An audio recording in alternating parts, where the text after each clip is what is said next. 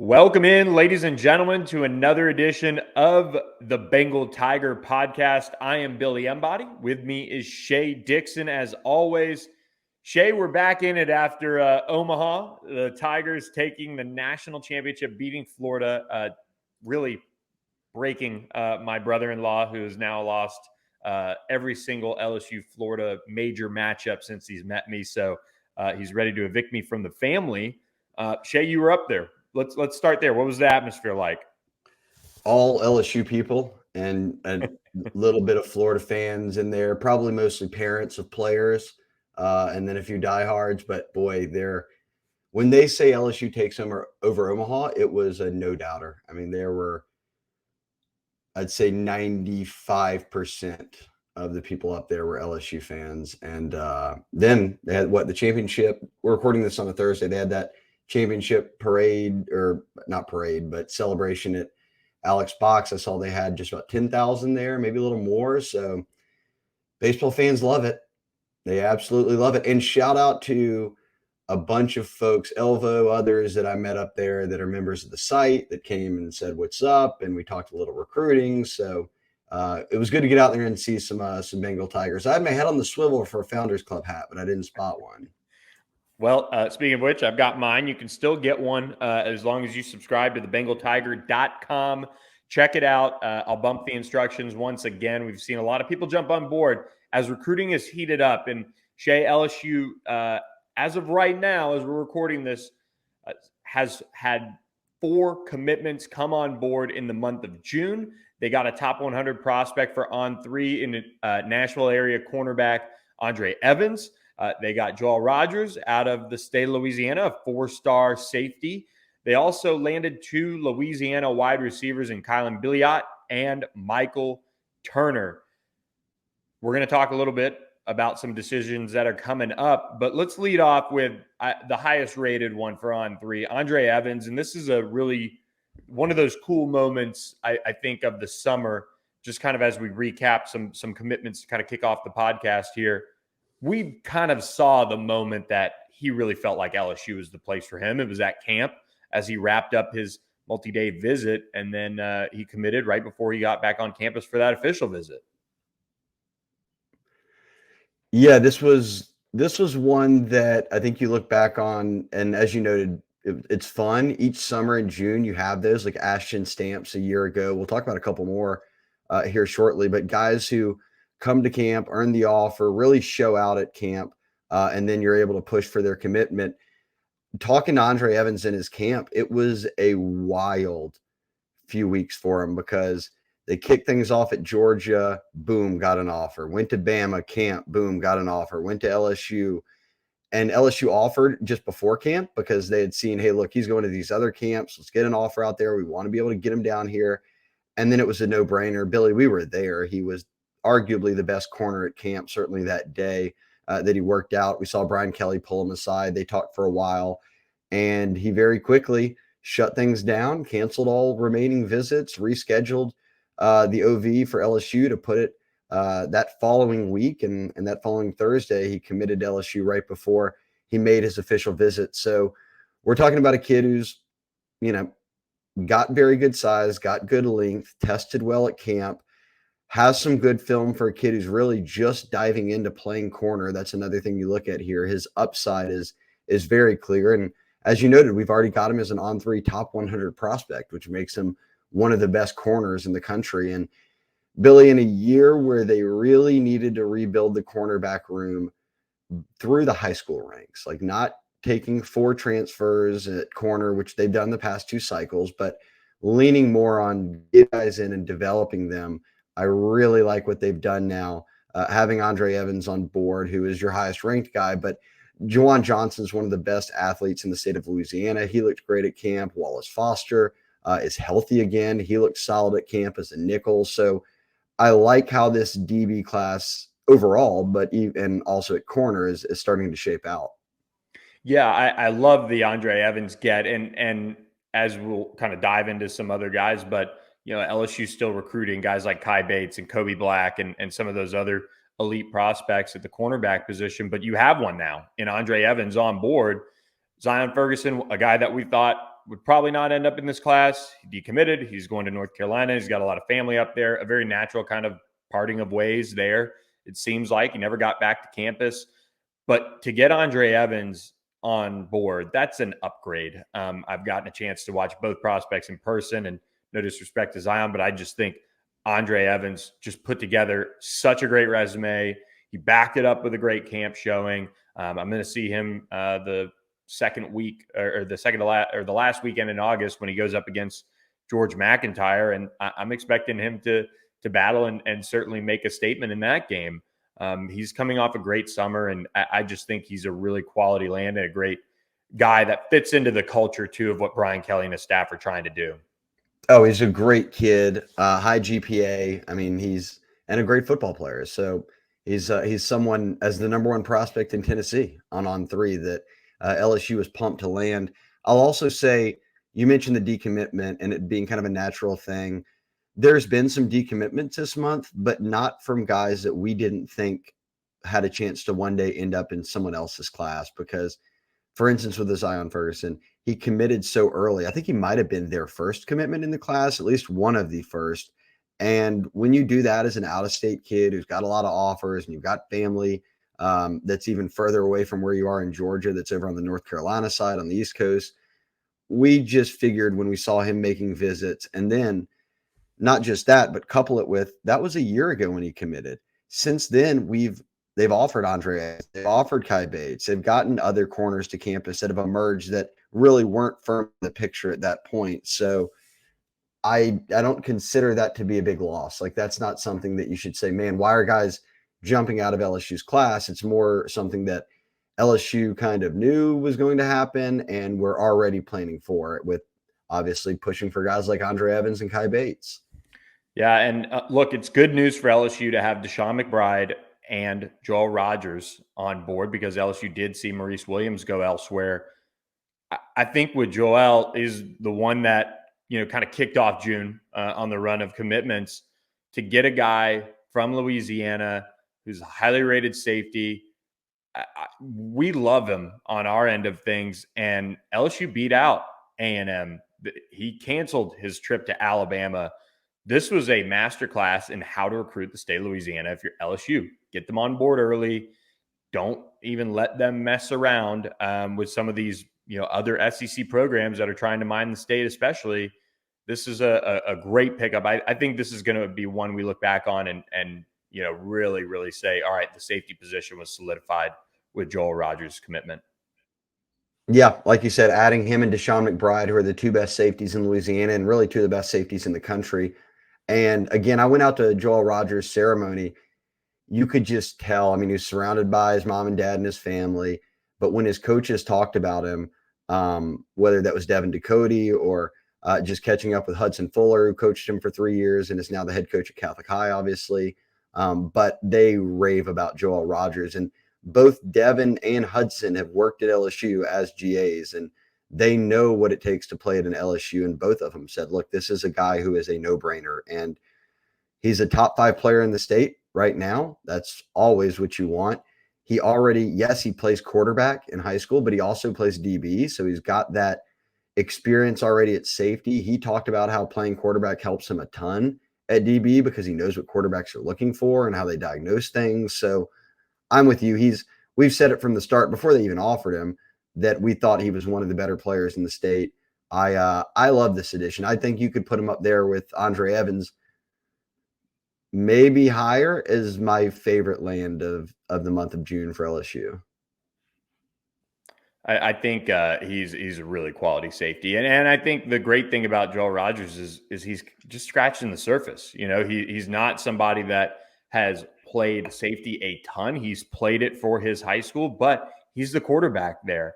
That's where his primary focus is, and he just continues to kind of work and grind and developing that defensive back ability and the technique that he's going to need when he gets to LSU. I think with his speed, I think he checks the boxes athletically. I'm really high on what LSU got in Joel Rogers this summer to kick off June. But I'm also high on what LSU reeled in, the first of 2 Louisiana wide receivers. Kylan Billiot is the first one that jumped on board out of Terrebonne, and a guy I think we could see rise up the rankings if he puts together a strong senior season.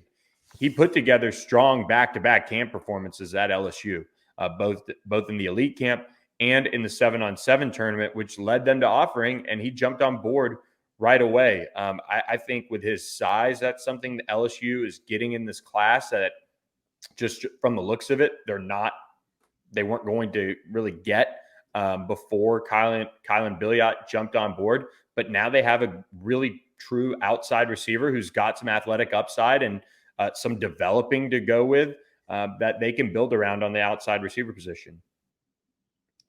100%. And we saw him a year ago at Camp Billy. You and I were watching when he worked out alongside Omarion Miller, who was a 4-star and one-time LSU commitment and who had been playing a lot of football. He was entering his senior year. Billiot at the time was really just moving from basketball to football, and there wasn't much separation, and you could see the athleticism. He's a legit 6'3". He's got the frame to add any type of weight you'd like to. He can be a jumbo receiver for you. And for me, and we'll talk more about this here in a little bit, but the hit rate on Louisiana receivers is so high. I mean, there is not, I've said this a million times on the podcast, like name an out-of-state receiver that has really been a game changer, difference maker for LSU, and you're going back to Brandon LaFell or Terrence Tolliver. So the state will always give you receivers. How are you evaluating it? And I think as they went through the summer, and we'll talk about both these guys here, they felt like that Billiot was one of, if not the best receiver in the state, and certainly maybe has the most upside of anybody, given he hasn't played a ton of football.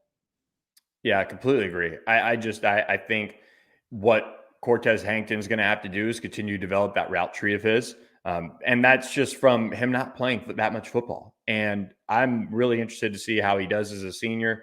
If he can put together a even better season than he did the year before. If he does that, athletically, he's checked the boxes enough to see him move up, in my opinion. And I think he's kind of earned a little bit of a bump up from the 87 that we have him at as well, just based off his camp performance. But he's somebody that I think LSU is going to be very happy with long-term in this receiver class.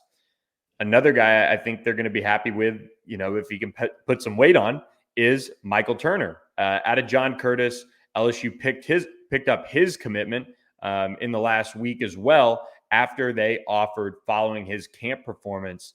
Look, that John Curtis offense, it doesn't really help out receivers much at all.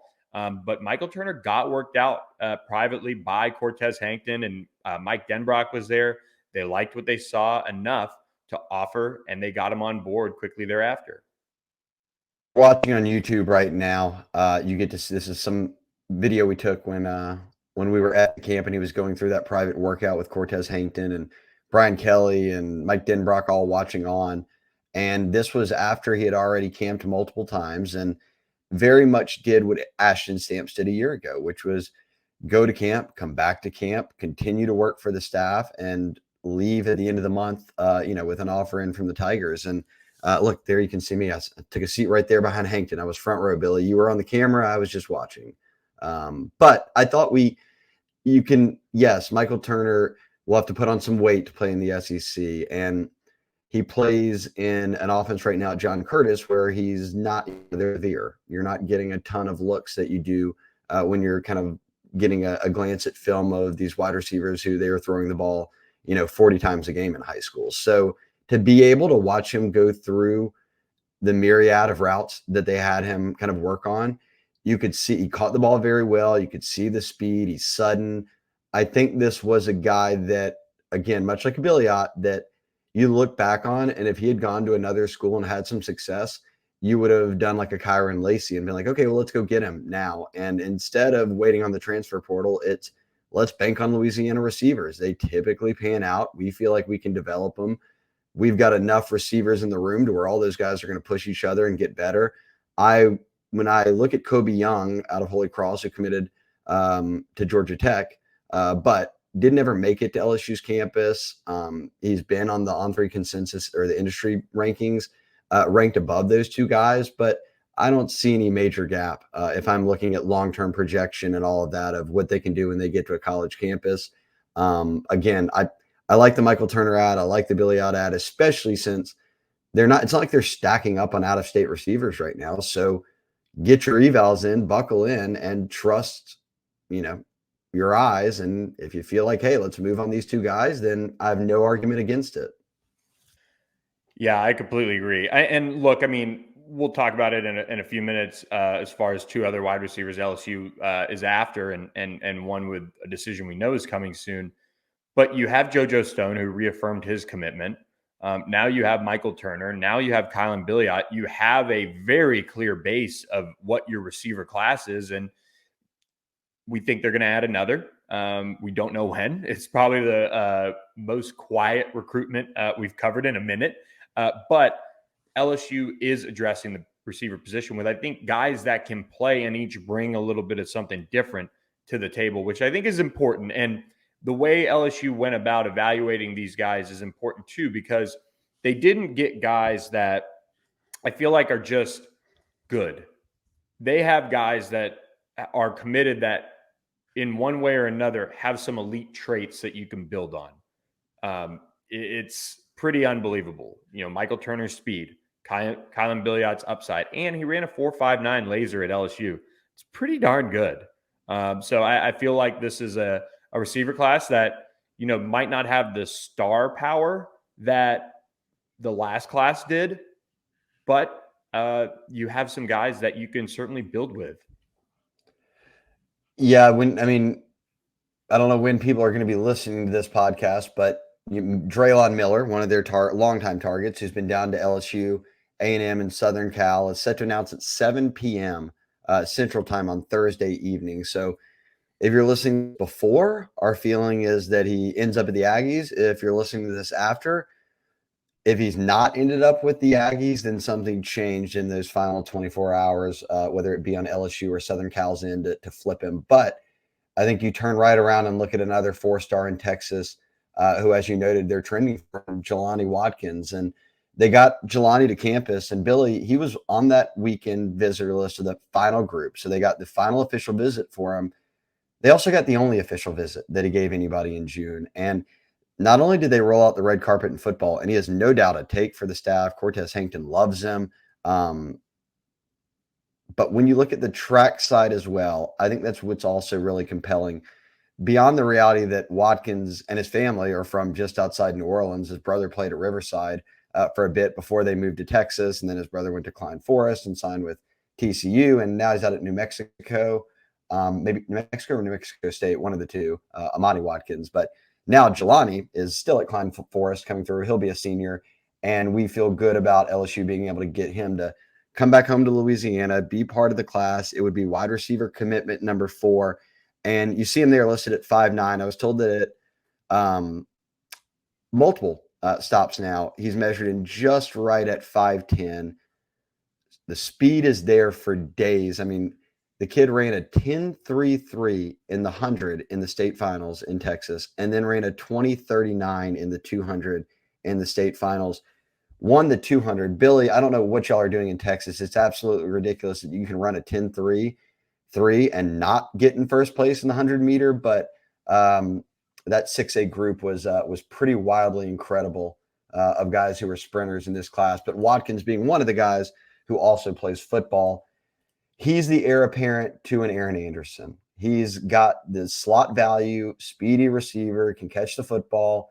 And it's not like he has to come in and play immediately, but he can do things for you in the return game. He can do things for you, like I said, in the slot. And they've got Aaron Anderson now. We'll get our first taste of him this year. And then I think that's what's coming if you get a guy like Jelani Watkins, who we both feel very good about ending up at LSU. Yeah, I don't know what it was about the state championship. I almost want to say it was a little windy in Austin for those, but I could be wrong because some of those times are just stupid in every sense of the word.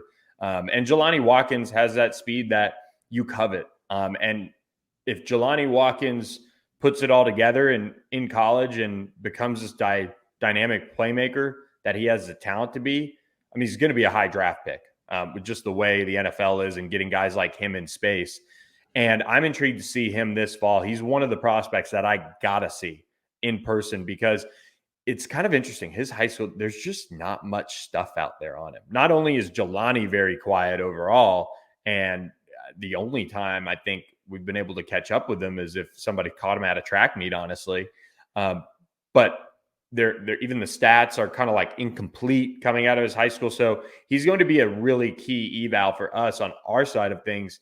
So I want to get down to Houston and obviously see him in person and get to chat with him. And we assume it's going to be LSU. We've heard from multiple sources that it is, you feel really, really good about where things stand with LSU. So to get this type of speed in this class will be really, really impressive for LSU if they can push Jelani Watkins across the finish line. And who knows, they'll kick the tires on some guys. I'm sure they're okay with taking 5 receivers in this class if it's the right group. And we'll continue to monitor that as the fall goes along, and maybe somebody pops up in July. Who knows? That's recruiting. It can kind of be fluid. It's like people asking for D-line names. There are guys out there that they're probably evaluating and starting to kind of keep warm for the fall, just in case they turn it up. And we'll see what happens. Yeah, I think that getting those 4 on board would be huge. You signed a really good 4-man class last year. You'll obviously, Malik Neighbors will be gone after this year. You see where Brian Thomas and Kyron Lacey stand with the NFL draft. But they've got some good youth in there, and they've got guys still in the room. Ibieta, Chris Hilton. I guess I could pull up the depth chart and look at others. I don't want to forget anybody, but talent is there. I think that now you look at how does this freshman class emerge and like who really becomes playmakers out of it. And then you see kind of what value this next wave is bringing you. But if they get Jelani Watkins on board, that's huge for track and football. So that would be a nice 2-sport pickup, much in the same vein of a guy like Kerry Vincent. Yeah, well said. Well, good comparison there. And LSU had him on campus actually a whole day earlier than the rest of the official visitors so that he could do all the track things and then kind of jump on board with the official visit timeline that kind of everybody else goes through. So LSU is doing everything they can to get Jelani Watkins on board. Shay, our podcast sponsor, Road Shop, is also doing some big things around the 4th of July. So people got to jump on board because I do want to plug their current deal that they got going through July 6th with promo code BT20. So Bengal Tiger, but BT20, you can get 20% off all edibles on roadshop.com. They have 2 new edibles, the Delta 9 live rosin 25 milligram gummies. They're all natural. And then the new strongest gummies you can get are now up, and they are 275 milligram Delta 8 gummies. Shay, I will say this, the pain cream coming in clutch for me lately. I've been golfing a lot. I also hurt my wrist playing hockey, and it's coming in clutch to kind of calm that pain down to kick off the day as the kind of wrists open up a little bit. They just bring the goods. Richard and Shar with Road Shop. Yeah, usually 10% off with our promo code. You get 20 now. So if you've been thinking about it or need to place a reorder, go ahead and jump on it. Save a little bit of money. I was waiting for this ad read because I actually, for the first time, did get the pain cream. This was post-injury. I was not playing hockey or playing golf. I was doing nothing. I think I was just sitting, living a very sedentary lifestyle in my chair. And I just turned to look at something and tweaked my back. I'm sure some listeners can have been there before. Loaded up on extra strength Tylenol, did nothing. Went and got some spray and all that to spray it on there, just trying to numb it down. But the cream came in, I tried it, and I will back you up, Billy. It actually works.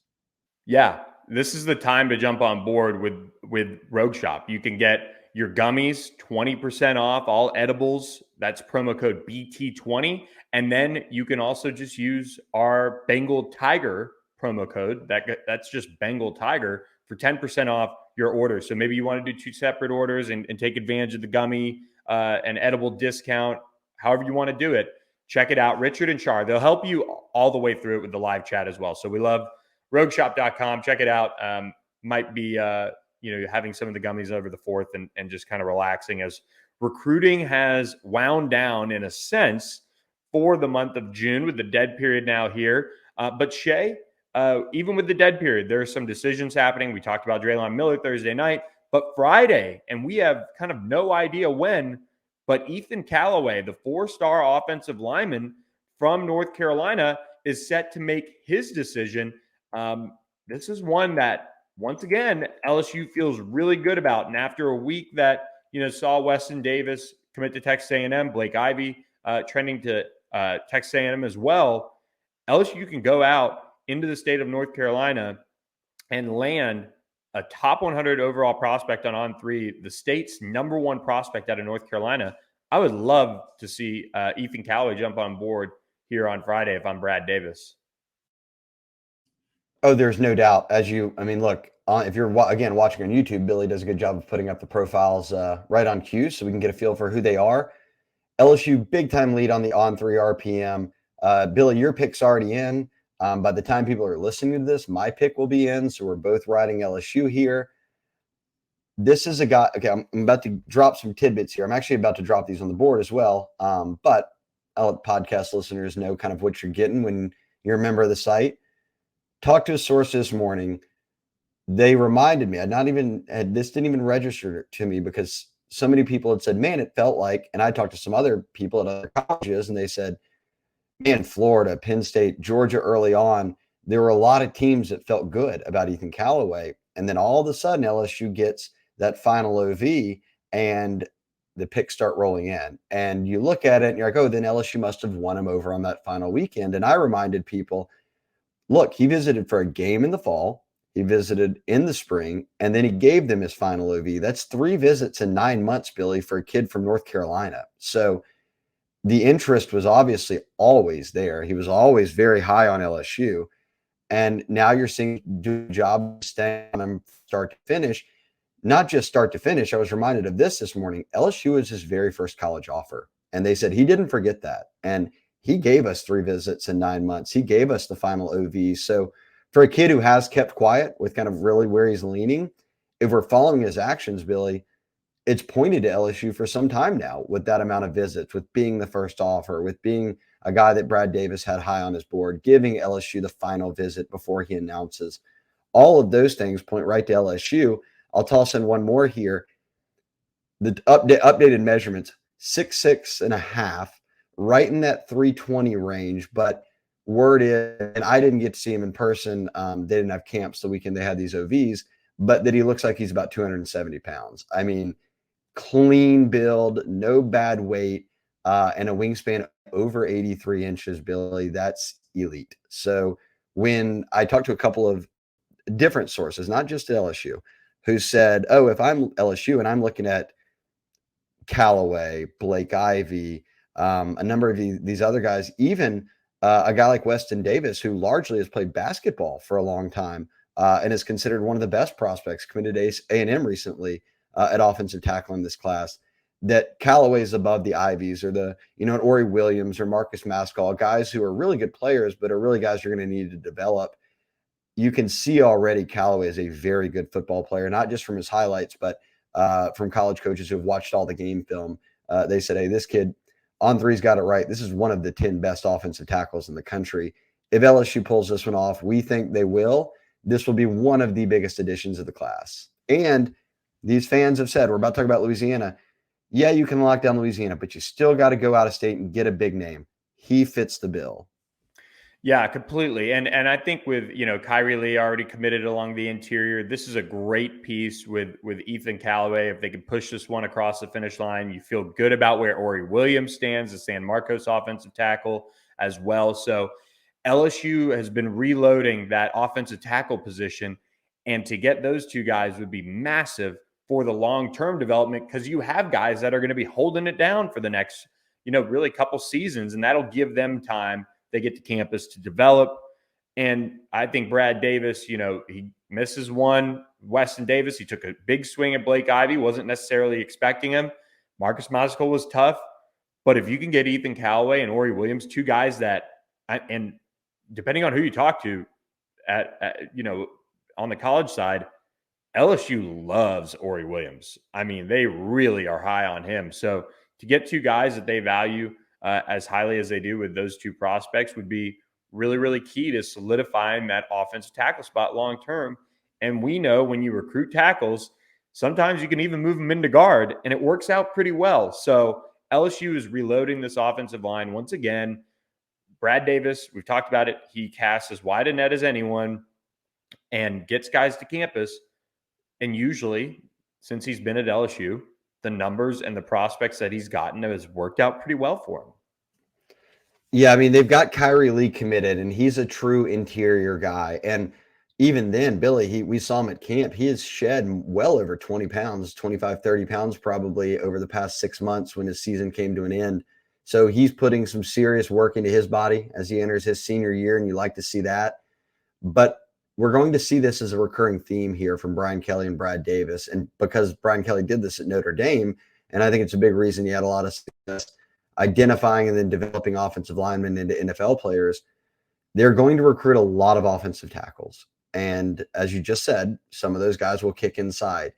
It's a lot easier for you to go get a Connor Gilbreth, who is a jumbo tight end, and make him an offensive tackle, or go get a bunch of offensive tackles and slide some of them inside and put a little weight on them, because you can bulk guys up. You can put a little weight on them, but you can't give guys athleticism. And it's a lot harder for guys like a Kyrie Lee to lose 20, 30 pounds. Like we've seen a lot of guys come through LSU's program who are heavier offensive linemen that never shed the weight. And it's just a tough thing to do. Talking to college coaches and just looking at raw data, you see what Brian Kelly did at Notre Dame. He takes 260, 270, 280 pound O linemen, bulks them up, moves some of them inside, plays the others at tackle, and then you've got really athletic guys at every position, which is key. I mean, we're looking at the SEC. These defensive linemen, Billy, they're not getting any less athletic. Those guys are getting more athletic as time goes on. So to be able to block them, you need guys who can move. And I like what LSU's approach is with offensive line. It's offensive tackle heavy, athleticism. We'll bring them in. If they've got the frame and upside, we can bulk them up and we can add strength. No problem. We believe in our strength and conditioning squad there. We just want the athleticism as a priority. Yeah, and speaking of priorities and approach, LSU sits in the 2024 recruiting class rankings 11th right now on On3's industry ranking. It's important to note that On3 does it a little differently. We have it where you get rewarded in a sense for quality all throughout the process. So even if you don't necessarily have as many commitments, your class is being assessed by the quality of it. So we expect LSU's to continue to kind of rise up. I think On3 actually has LSU as a top 10 class. It was number 10 last time I checked. They sit at the end of June, or at least on the day that we're recording this, with 17 commitments on board. 76% are from the state of Louisiana. As you're seeing here, some of the names. But Shay, we've talked about how LSU has wanted to lock down the state of Louisiana, especially after last year's class, which was a little weird or whatever with the kind of the coaching change and some of the guys you knew you weren't going to get or whatever. This class, they're doing a really good job in the top 10. They're doing a good job getting some guys that have some upside out of Louisiana, which we always like to see. And now your top two guys on the On3 industry ranking are Louisiana prospects. Andre Evans is the top prospect on On3. What do you think of the approach so far? And I think I know we're both in the let's not panic phase because it is June and about to be July, and there is a long way to go. And there are certain recruitments that seem like they're going to stretch out. But I mean, do you think June was a success? Do you see this class sitting in a good spot right now, just overall?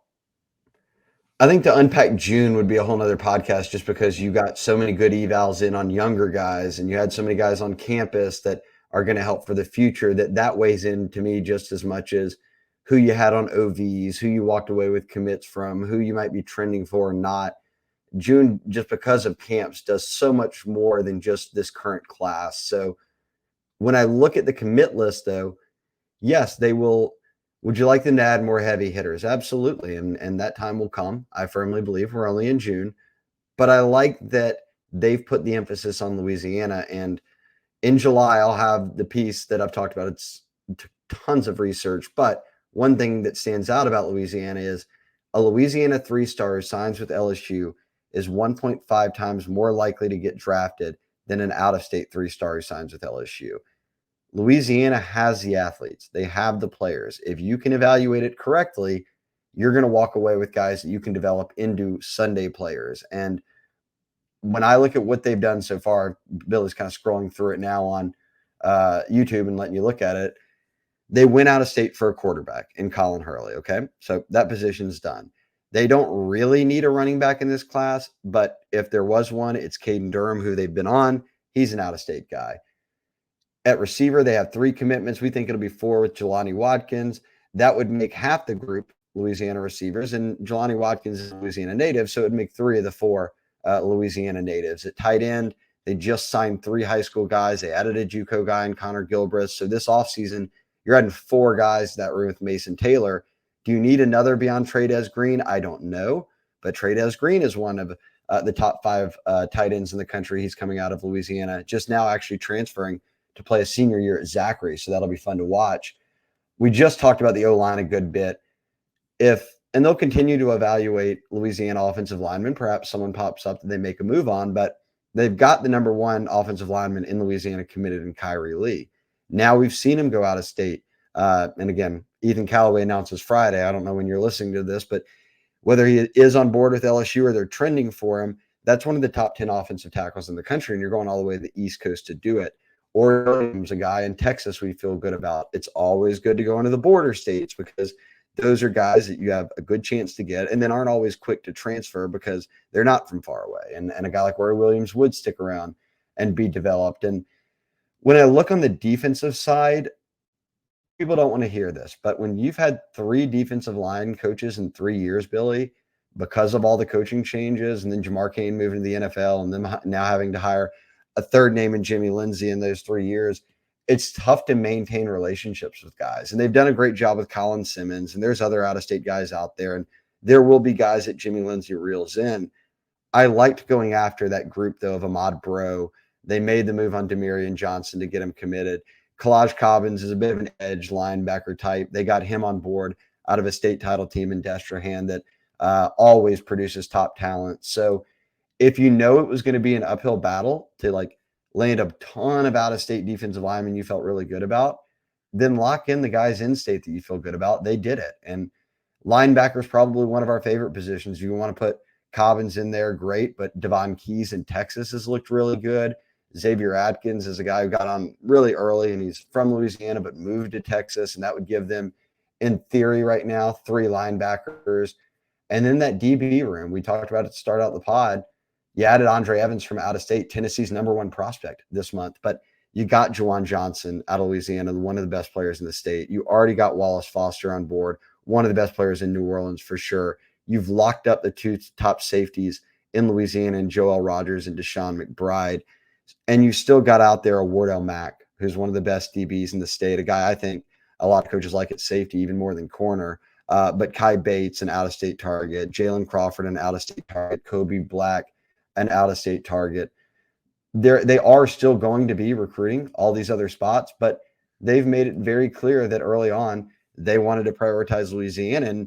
And I guess here at the end, icing on the cake or whatever you want to call it, Louisiana also happens to be home to one of the top 3 kickers in the country, and Aaron Burrell. They got him committed. So you've touched on a lot of different needs, but also made sure not to let anybody in Louisiana leave. And that only leaves, Billy, right now, a handful of guys that they have offered in Louisiana that are not committed anywhere, and LSU is still in on.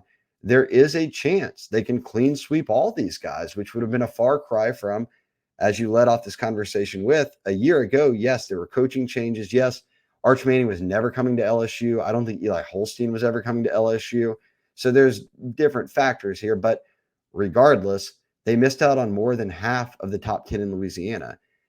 That's the built-in recruiting advantage of LSU is Louisiana. If you're missing out on half the top 10, you're not taking advantage of it. So to see them turn around now and have a chance to maybe get all of the top 10 to go to LSU is a light years difference, and shows me that they knew where to start with prioritizing what has to happen in recruiting. And it's best players here leave, get all the best players to stay, then go nab those out-of-state prospects that really puts you into a top 5 class.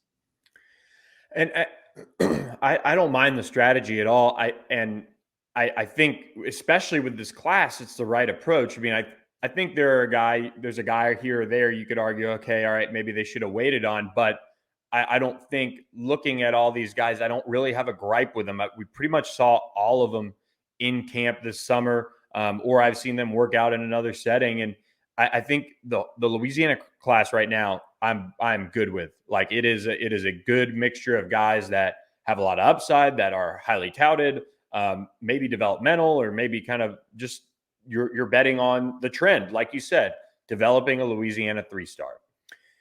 And the 3 probably hardest gets, I don't think anyone will argue this. The 3 hardest gets in this class were always going to be Dominic McKinley, Wardell Mack, and Tylen Singleton, all for very different reasons. You have Wardell Mack, who sits in a 5-star type range for On3 right now. He's in New Orleans, but still, there are plenty of programs that are going to come after him. Frank Wilson hasn't been back at LSU that long. LSU, went through what it went through to get to this point. Then you have Dominic McKinley. Well, now the entire SEC is after him for the most part. You're going against some of the heavyweights. Tylen Singleton, the Manny factor. Can they actually break that and get somebody from that high school to come to LSU? Those are the 3 hardest ones to get. And we know there's going to be ebbs and flows with those recruitments. My question is, at this point, do they need to get all 3? Do they need to get 2 of 3? And by 2 of 3, I would say Mack and McKinley, to be successful in Louisiana this recruiting class overall. Yeah, I mean, I think you summed it up very well. They have not gotten a Manny guy recently, and Singleton's given him plenty of interest, but does he want to go play somewhere else? Does he want to land at a TCU or some out of state school that's not Texas LSU? A&M. Right, Texas A&M. I mean, I don't know. He's kind of been mum on naming a leader or a team to beat or any of that. And look, Matt House has done a great job getting in there, made a ton of visits to Manny, has got a good relationship with Tylen. But until they get a Manny guy, I'm not just going to comment on it. Like, I just want to see it happen first. The 2 guys who are South Louisiana guys, and McKinley out of Acadiana, and then obviously Wardell Mack out of New Orleans, there's not that fear of or worry of like, okay, can we get him? Like, the Acadiana area until 2 years ago maybe had never really seen any kids recently leave for another school when LSU wanted them. You're wanting to reverse that trend. And I think that's why they made the move and got Demarion Johnson out of Westgate. You don't want that trend to continue of guys to leave out of Westgate, New Iberia. So they got on a guy like him. I think that's the same with Dominic McKinley. They'll do whatever it takes to get him. And I'm in the same boat with Wardell Mack. And look, they have 2 good safeties right now, Joel Rogers and Deshaun McBride. Again, I think a lot of colleges are viewing Wardell Mack as a guy who could help even more at safety. You'd love to be able to add him. And I don't see Frank Wilson letting a John Eric kid get outside the state right now, especially if they want him and they consider him a need, which at this point they certainly do. So I'd put him number 1 and the one I feel best about. McKinley, I am just so not in the, I guess I'm in the dark. I don't think all these coaches are in the dark. I just think that he's so new to recruiting and he blew up in the spring that he's made all these visits now to other schools. LSU saved their OVs with all 3 of these guys. So they'll be able to get them on campus closer to signing day, which I think matters with in-state kids more than anything. I don't know if it's too early to call. I still stick by do I think Texas, Billy, or other schools have made a big impression? Absolutely. In 6 months, what do I think? When signing day arrives, I think that by then LSU will have them around campus enough, continue to build that bond, and then they'll know exactly, hey, what do we have to do to get him? Who is the champion of the recruitment? Who around him do we really need to get in with and convince him, look, this is the best decision for him? And when the dust settles, I think LSU is going to get him. I can't see LSU putting this much of a concerted effort into Louisiana, but then not coming away with a guy like McKinley. I think for me, you nailed it on the head with these guys with Louisiana overall, because one, Tylen, I think it's been quiet for all 3, which is kind of like, all right, are you sure? But also Wardell Mack, I think, has done a good job of taking his visits. I agree with you that Frank Wilson has a good feel for this recruitment. And that is the most important thing when you try to dive into these recruitments. How much of a handle does, and this goes for any school, does the assistant coach or the lead recruiter or whoever's involved have on what's going on? What's going on behind the scenes with family? What's going on behind the scenes with visits?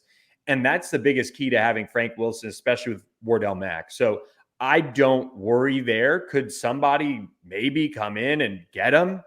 It's recruiting, sure. But I think out of the three, I feel best about Wardell Mack. The thing about Dominic McKinley, not only is he new to it, but, and this is from talking with sources, and I'm going to drop a piece kind of on my thoughts on the top three guys in Louisiana that are uncommitted on Friday. My thing is everybody will sit there and say, well, this is a defensive lineman who is a 5-star in SEC territory. Everybody's going after him. Oh my gosh, he's going to be astronomical NIL, just NIL him, and that'll keep him in Louisiana or whatever. I don't think that family just rides like that. Just from talking to different people, they are very quiet. This is very new to them. I don't think they want to be involved in that sort of recruitment. I think they want to find where they feel at best. That's why they've been to LSU multiple times. That's why they took all these official visits to different programs in June. The good thing for LSU, the official visit is in the back pocket, which when you look at some of the action, sometimes you can sit there and say, he took 4 other official visits elsewhere. Well, that's a cause for concern. Well, on the flip side, he's been to LSU multiple times. You fully expect him to take an official visit to LSU, right? Those are all some of the reading the tea leaves things that are tough for us at times to work through. But I think as quiet as he is, they're a family that I think understand what he can obviously get in NIL at some point.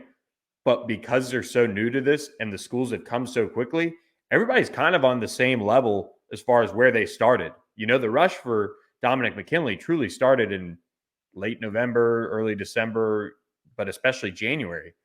And I think that's the one where you've got to, if you're LSU, Jimmy Lindsey's got to buckle in, Frank Wilson, all the support staff that knows people in that area. That's where you've got to be able to make it that family vibe to stay home and play for LSU, like a lot of Acadiana kids have done through the years.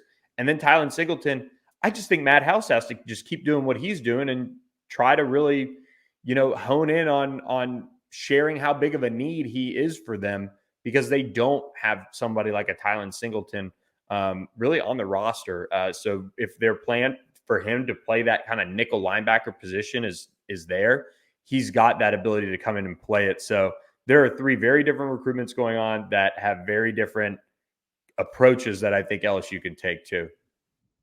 Yeah, and I'll wrap up the pod here, Billy, by saying, at least giving my final thoughts on the number 1 player in the state, who is McKinley, Dominic McKinley, coming out of Acadiana. You want to land that elite defensive lineman. You don't want to let him leave the state. And at that point, LSU does do anything they have to do to get him. But remember, Jimmy Lindsey is in the very beginning stages here of being able to build a relationship with McKinley. He's got 6-7 months to do it. When we talk to people at South Carolina who worked closely with the program, who knew Jimmy Lindsey very well, who followed recruiting, they said that one of Jimmy Lindsey's best things is like that you can look up, and he's in with everyone in the family, and they've got a really tight bond, and he can do it quickly. So I'm eager to see if that happens with Dominic McKinley, because 6-7 months, that's a good amount of time. If he's an in-state kid who's 30 minutes down the road and you're a new hire, to really get in there and make a relationship. And from everyone I talked to at South Carolina, Jimmy Lindsey was the D-line coach at South Carolina before LSU. They all said the biggest thing, especially with recruiting, is he knew how to get in and make relationships with a family and a kid, to where whether they were committed, they wouldn't even entertain other schools, or whether they wanted to get them to commit, he always had them right there as one of the top 2 schools, or potentially landing them because of relationships. So I'm these next 6-7 months for Jimmy Lindsey, and I can promise you from talking around to sources, prioritizing Dominic McKinley and that relationship is right there at the top. So I do think that when the dust settles, a guy like McKinley, we're going to view LSU's chances of getting McKinley a lot better in 4 or 5 months than we are right now, when, as you noted, it still feels like the very beginning of his process. He's just taking visits everywhere. Yeah. So he has wrapped up his official visits now. We'll see if he gets to LSU in July. I don't think he made it in June, but they will have that recruiting weekend in July. So we'll see if he gets to LSU. That would be I think, a big sign just before his senior year gets going to see him make that visit. And it's kind of same with Tylen and Wardell and guys like that. So LSU's not going to give up. Those are three very big keys to their class and how people view it and all those things. And trust me, they get it in terms of how big of a priority it is to close out those guys. But Shay, this is to close it out. I mean, recruiting is just kind of wild. I mean, you get a CJ Jackson who stays home in Atlanta. He's got the aviation piece that he wanted at Georgia Tech. Kind of a surprise, but that's recruiting. You see Colin Simmons getting RPMs to Texas. And guess what? I mean, just by who I talked to, I don't see that recruitment being over until December. So Nope. there's all these little emotional bumps and dips and all of those things. But I mean, it's not, it's July is coming soon, but it's only July. Yeah, I think I'm on board with you 100%. I don't know. I still can't put my finger on why on the Bengal Tiger message boards this week. There was like some melting going on, and that like all of a sudden it was a panic button. Like, are we okay? But they did this same thing last summer when at the time they only had 5 commitments, and they were like, can Brian Kelly recruit? They go and finish with the top 5 class. So with Brian Kelly as the head coach, with them coming off winning the West, with a lot of staff members who are very good position recruiters, and then with Frank Wilson being the point man who's done this for a long time and has done it at LSU multiple times, I'm not worrying. The people in charge right now, I have full faith, are recognizing anything that a fan looking at recruiting rankings could come away. So whether it needs, whether it's positionally, whether it's landing bigger out of state guys, whether it's locking down those top few in-state guys we talked about, certainly none of that's lost on them. And they've got a big recruiting staff. Brian Kelly's invested in a ton of off-field personnel who are just strictly recruiting. So LSU isn't just going to sit around and drift into the top 15 and out of the top 20 or anything like that. This is a class that's only going to continue to get better. Yep. So we'll be there to cover it for you guys every step of the way. And we appreciate everybody who's jumped on the BengalTiger.com as well as subscribe to our YouTube channel. Matty B is starting our preseason opponent previews. So those will be fun. And we'll be starting to preview fall camp next week, really, and into the month, or I guess I should say. So be sure to be on the lookout for all of that. And of course, we'll be here with you guys on the recruiting pod too. So June has been fun. It's been a crazy busy month. But hopefully for LSU fans, they get good news on Friday and maybe some more good news to come in July. So for Shay Dixon, I'm Billy Embody. It's time to celebrate the 4th of July, get a little break, and we'll be back after that with another edition of the Bengal Tiger podcast. So thanks for listening. We'll catch you next time. Everybody have a happy and safe 4th of July.